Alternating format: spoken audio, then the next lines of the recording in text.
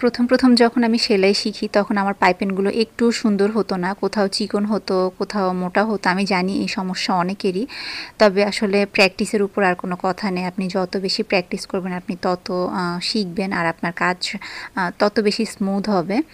তো আমিও হচ্ছে অনেক প্র্যাকটিস করেছি। তো এটা হচ্ছে একটা ফতুয়ার মধ্যে আমি হচ্ছে হাতা লাগাচ্ছি, হাতা না সরি পাইপেন লাগাচ্ছি।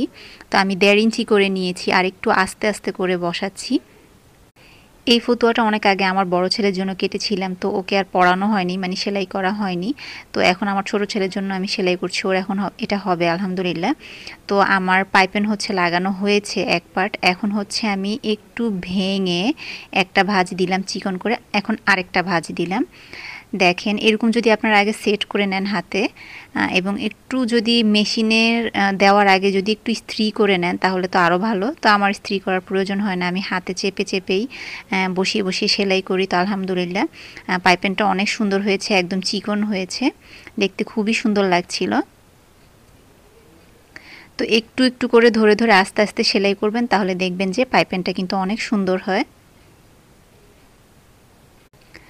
তো ফতুয়ার পাইপেন ম্যাচিংটা কেমন হয়েছে অবশ্যই জানাবেন। আল্লাহ হাফেজ।